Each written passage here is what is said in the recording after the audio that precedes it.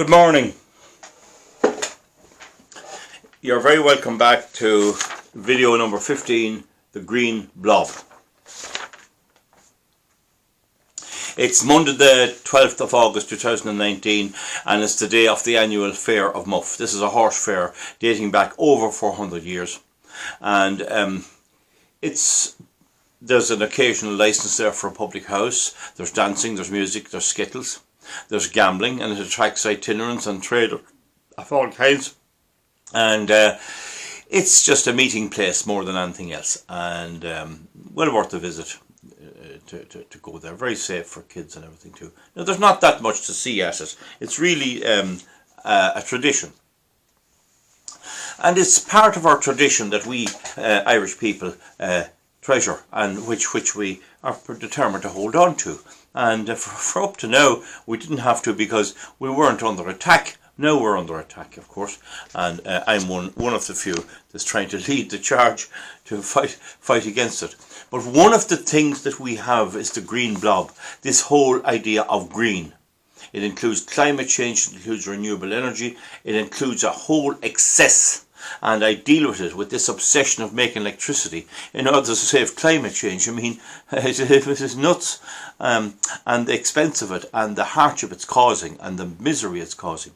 But anyway, just to when you do go to campaign against things, one of the things you have to be very careful is that you are not the odd man out, and that you're not wrong. Many people hold ideas which are wrong and are not based on sound fact and education and learning and reality. And that's why I have real on my background, because if I'm not real, if this is not the real situation, if there's going to be a happy future with all this renewable energy, well then I will eventually be caught out, and people will say, well, he was just an old a NIMBY or a blocker of progress.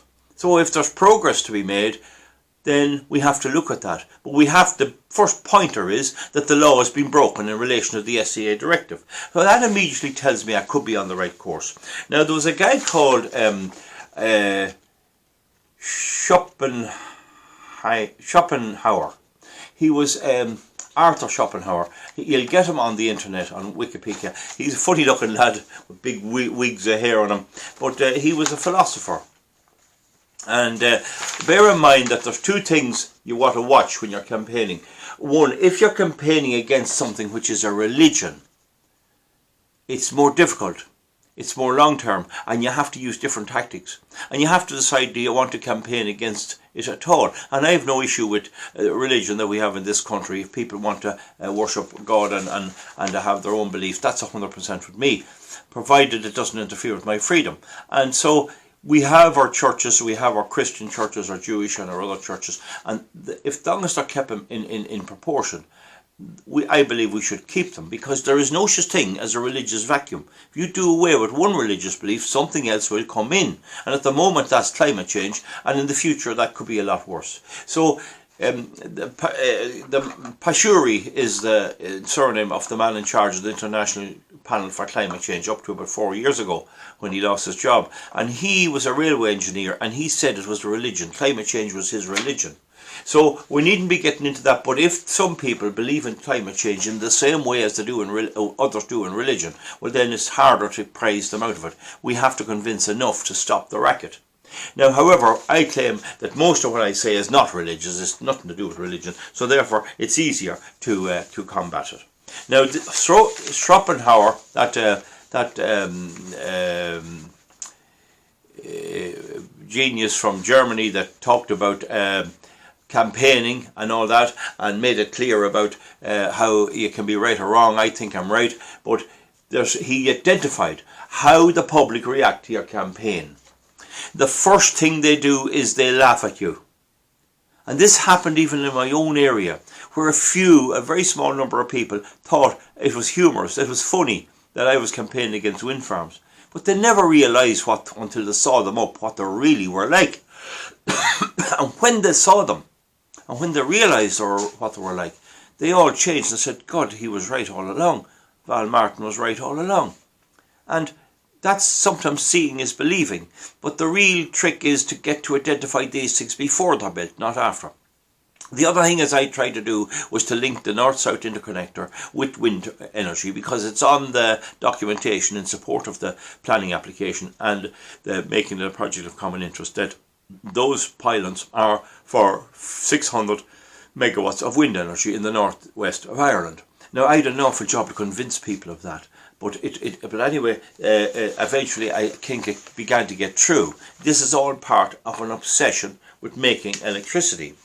So they laugh at you at first, and then as I began to make progress, they opposed me. Oh, you want to see the abuse I took on social media such as politics.ie, and even on Facebook, even on Twitter.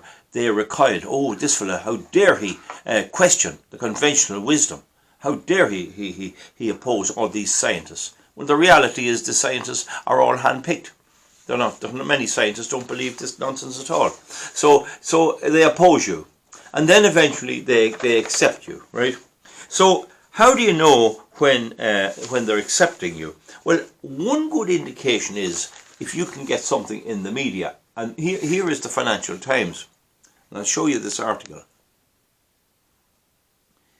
And it's dated the 3rd of August 2019.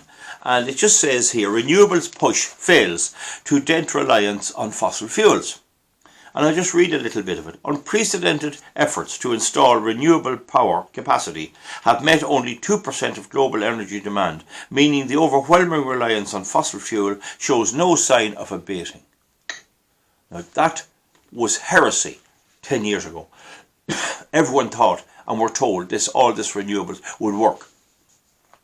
And I knew it wouldn't work. The same way as a lawnmower with no engine won't work. Coal, oil and gas are forecast to contribute about 85% of primary energy by 2040. And that's about, now I claim it's a lot more, but even 85%, that's a lot. And don't forget there's nuclear available, so, 85%. So coal, oil and gas going to give 85% of primary energy by 2040, compared to 90% today. A report, so it's only going to be 5% with all of this renewables. The report shows jeopardising efforts to contain the worst impacts of climate change. Now they claim this is causing climate change. I dispute that. That's all right. Wood Mackenzie, that's a company, the energy consultancy, said 1 terawatt of installed solar and 1 terawatt of installed and wind capacity. Now it's 1 terawatt of both wind and solar combined. Okay. It makes up about 8% of total power. So we don't know how they're counting it. We don't know how they're counting, but I have shown already you have to count it by capacity credit. And that shows that at high amounts of wind and solar, you might as well have none at all. Total power generation now it makes up 8% of the 2019 generation capacity, a fraction of total consumption. So in other words, with all this wind and solar, we only have 8% of a reduction. Now they may be counting it right, they may not, but still that figure is unbelievable. Now the world risks relying on fossil fuels for decades to come, the report said. Okay, so essentially there's no way out at the moment, and the whole brains is going into this, which doesn't work. So it says then it forecasts that carbon emissions will continue to rise, their growth slowing only in the 2030s. This will leave the world far short of its efforts to meet the Paris climate goals of limiting global warming to well below 2%, despite growing political momentum to prevent climate change. Now, we leave that there, but don't forget the Paris Climate Accord had no goal to cut CO2 emissions. That's not its goal. It has nothing to do with goal. The amount of carbon emitted into the air before the Paris and after the Paris Accord is the same, if not more afterwards. Just get that clear, and I'll be explaining that in another video. So the next thing then we have to look for then is another report, and I'll just turn off till I get the paper here. The reason I had to pause was that a big fly was on the window and I had to squash him. He was making noise and I took the paper away to squash him. But anyway, this is the Sunday Times, yesterday's Sunday Times, the 11th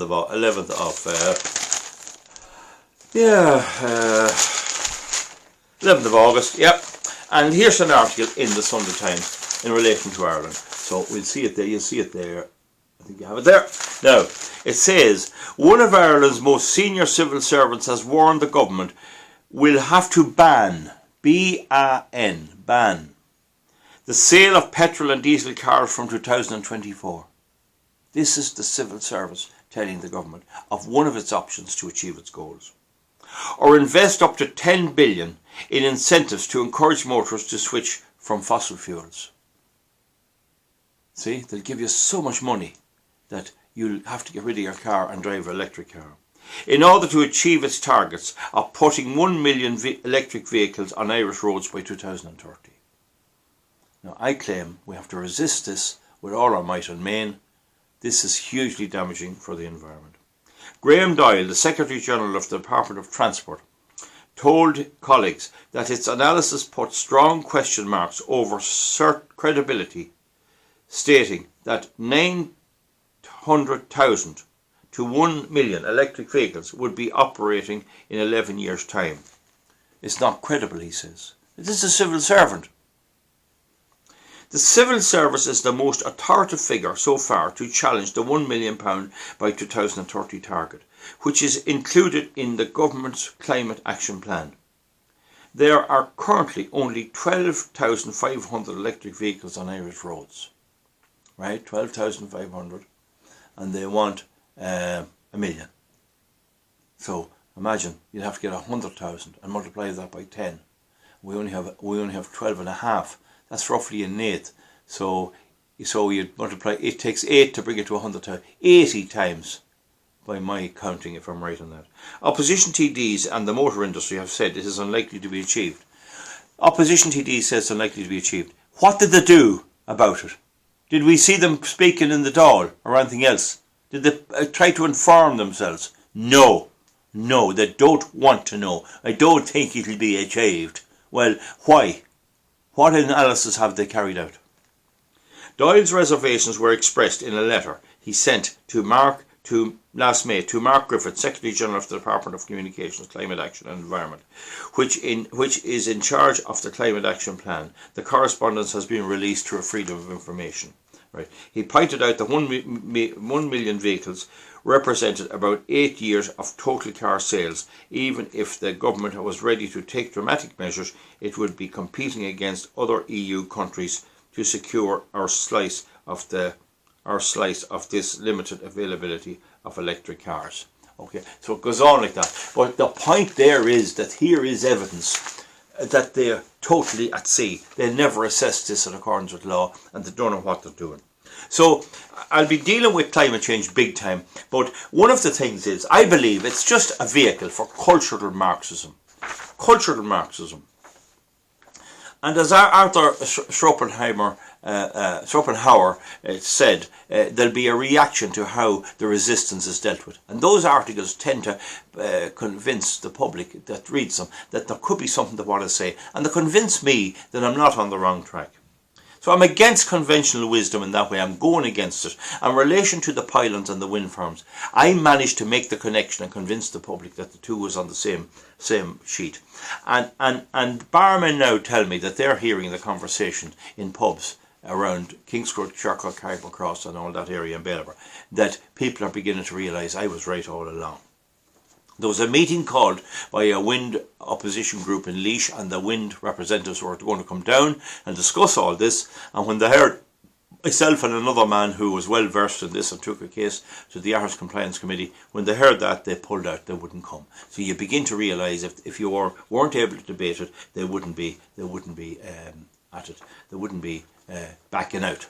And Shakespeare mentioned this, to be or not to be, which is the question.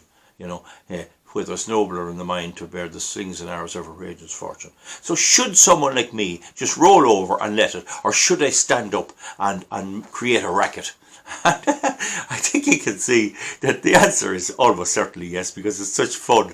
It's such great crack to do this. It gets me away from the border of my farm and everything else, and it gets me into good company. So I think that I was cut out to do this along with a few others. Why not give it a run? So then I got the accounts. That was a good, clever move. I got the accounts of the wind farm, and I showed they're all stone broke. I'm going to break everyone and got the public to understand they're going to be on the hook for all this. I'd say there's a panic in government. I'd say that article in the paper means that there must be some kind of a panic up there. They must be slowly realising, and my dossier is dynamite. You've got to read my dossier, and you've got to send your letter on my behalf, for me please, into the Dáil Committee of Public Accounts and ask them to let me address them. Now, we see with the farmers, they're protesting. Right, we see that the owners of Slaney Meats put 52 million into into electric renewable energy, and they lost the whole lot. As to say around here, the devil mend them. I'm delighted, they lost the whole lot. But how had the 52 million? They weren't paying the farmers for their beef and their lamb. Enough. They were grabbing all. Even Larry Goodman, he has 4 billion accumulated, according to the paper. And down in Ballyduff in Liffey Meats, when the farmers were protesting, the manager, the owner or somebody on behalf of the company came out and says, have you had to sell your farm yet? Did you have to sell your farm? In other words, if you hadn't money, you would sell your farm. And this is the contempt that we country people are held. And until we realise that contempt, we will not be able to fight them back. And we can fight them once we know what they're up to. I said that in the beginning. Now, so one of the things is know your enemy and be ready to act. Know your enemy and be ready to act. Don't look at the people doing this as some kind of things you don't agree with. They're our enemy. They are our enemy. E-N-E-M-Y. So we need, of course, we need to form a party. And how we get doing that is another day's work. I don't know will I have any ability to help, but we need to get one going. Now, the other thing too is there's a huge vote for motorists. Surely to God, all the cars on the road, those people have votes. Everyone's using cars.